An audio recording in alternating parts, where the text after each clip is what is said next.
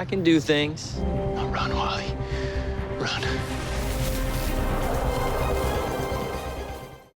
Hey everybody, it's Charlie. There's been a lot of speculation about Wally West developing new powers while he's on Legends of Tomorrow. Obviously, we have the Flash crossover with Jesse Quick and Jay Garrick coming up in a couple weeks too. We also got more information about even more Speedster crossovers happening on Legends of Tomorrow later in the season. So there is a new round of that Flash Ring giveaway. All you have to do to enter is just be a subscriber and leave a comment on the video. It's really going to be a Flash bonanza across all the TV shows. But the really cool stuff first. What are the badass new abilities that Wally West is going to learn during his life-changing field trip to make as many Avatar jokes as possible? We've seen him demonstrate all the rudimentary Speedster capabilities, like running fast enough that you can run up buildings, super jumps across building to building, phasing through objects and people, all stuff that we saw right up to that first episode. Obviously, he's been meditating, so I'm assuming he hasn't learned any new abilities since we last saw him, pending that starfish from outer space. The Starro encounter is a bit of a question mark right now, because to take down Starro, the Justice team and then separately the Teen Titans had to team up to do that. So until they give us more information, let's just assume he did not learn any special new abilities during that encounter, although that's what they use those types of things for. There's a pretty standard list of abilities that Barry has demonstrated and can do at the drop of a hat, like he doesn't even have to think about this stuff anymore. Throwing lightning, Wally could totally become a lightning bender, to make another Avatar reference. I don't know why they don't do it more like Avatar, like he actually throws a bolt of lightning like Zeus, which somehow seems more ridiculous than doing it the Avatar way and using the arc of your body to just shoot lightning out of your fingertips. Maybe they thought that looked too much like Star Wars. Instant takeoff, which is when a speedster goes from a dead standstill to super speed without having to ramp up. Like when Barry goes back in time, he usually has to do a couple loops of the particle accelerator before he can get there. We almost got there during season 3, but neither Barry nor Wally has gotten particularly good at entering and leaving the Speed Force at will. So there's one, using the Speed Force to travel back in time, which is another big thing, but it's a whole other skill set to enter the Speed Force and stay there, because while you're in there, you're basically existing as pure energy. They do have the ability to become pure energy, but it gets really complicated. It gives them a measure of immortality, but there are ways to kill speedsters, like just ask Reverse Flash. Usually that involves time loops though. It's much harder to kill something that exists as pure energy. The other big one that people keep asking about is Wally achieving ultimate speed, like where he can actually run across the universe in an instant. That's something that's like way beyond normal Flash speed, and I don't know if the TV show's ever going to address it. I think that Barry's going to unlock a couple more super speed abilities when he's fighting the Thinker this season, but because they do try to be as comic book accurate as possible relative to people's powers, I think there's a good chance we see Wally in the next couple of seasons, if it doesn't happen on Legends, achieve a top speed that's greater than that of Barry's, something so unimaginably fast that it seems like he's existing in multiple states at the same time. Like Barry phased himself to turn invisible. That's probably another big ability that Wally could learn. Literally vibrating your molecules so fast that the human eye can't detect you. So technically not invisible, just moving faster than the cameras that are people's eyes. For those of you asking too about the cameras at the prison too, there is special anti-speedster technology that helps them detect something that's moving that fast. So it's not like a regular camera that you could buy on Amazon that detected Barry. You just have to assume that there are some anti-speedster measures that people have started building since the Flash debuted a couple years ago.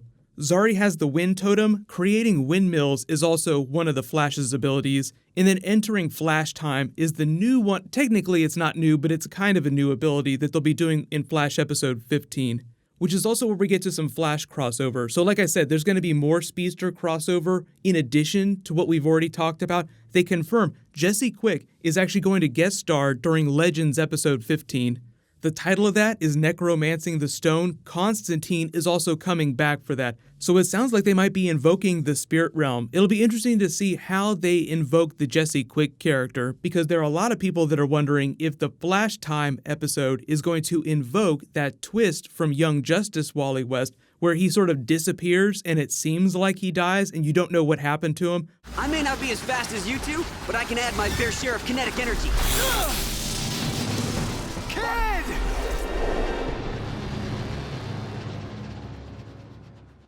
The thing about that on the TV show is that speedsters being trapped inside the Speed Force was a really big running plot point for season 3, and I don't know that they would rush to recycle that. So something happens with Jesse Quick that causes her to show up during the Legends episode, whether it's physically or whether she gets trapped in the Speed Force and Wally sees her while he's in there, or the really WTF twist that she could possibly die and they're pushing into the realm of death and that's how he sees her. We start to get into a lot of speculation when it comes to stuff like that, so I wouldn't take too many guesses before we get more information. But Jesse Quick will be in Flash episode 15. The week after that, she'll be in Legends episode 15, and then those are the only 2 episodes that we know about her guest starring in during the season. If you saw the pictures that the actors were posting from behind the scenes with them in the cowboy hats on that set looking like a Jonah Hex episode, that's actually the finale. They filmed that last week, so largely Legends has wrapped up its business. So do not be surprised if in a couple weeks you see Wally West show up on the set of the Flash TV show, because I do think that he'll go back for the last couple of episodes of that, if not the final episode. The real simplest power that Wally will probably learn about is more of the intricacies of time travel. So Speedster time travel is a little bit different from Legends time travel. They use a more scientific approach, like you could make whatever Doctor Who explainer you want to. They call it the Time Matrix. They use Gideon, that advanced computer, as sort of a hyperspace drive to calculate their route through space-time. The way the Reverse Flash described time travel to Barry during season 1 was more of an egocentric approach, like specific to Barry's own timeline. He traveled back along it, or he used it to navigate, because like Reverse Flash can travel to points in history before he existed. So it's not like you're bound to your own timeline. You really enter the Speed Force once you hit a certain velocity, and then your only way of navigating is just focusing on a specific moment in space-time. So you're really relying on your own ability to pinpoint what it is you're looking for, which explains why there are so many problems with speedster time travel. Like that younger version of the Reverse Flash during season 2 who was looking for Barry Allen didn't know when during the 20th century Barry was alive, so he just had to guess. They actually sewed up some of that logic too on Supergirl when the Legion of Superheroes talked about a big apocalypse that wiped out all data on the Earth, which is why Reverse Flash would not have had the data for when Barry was alive exactly. So let me know in the comments, what new speedster ability do you want Wally to unlock while he's on Legends, and how do you want Legends to use the Jesse Quick character if she's only going to be around for that one episode?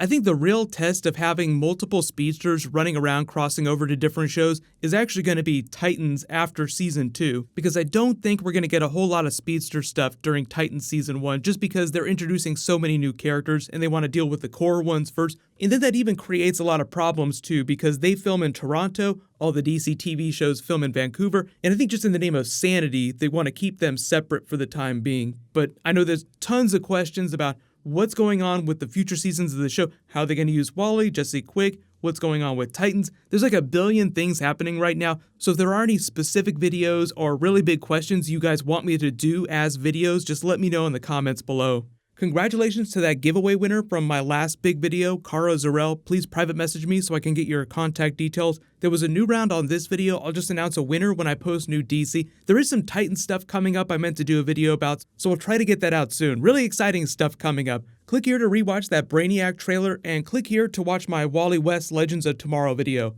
Thank you so much for watching. Everybody stay awesome. I'll see you guys tonight.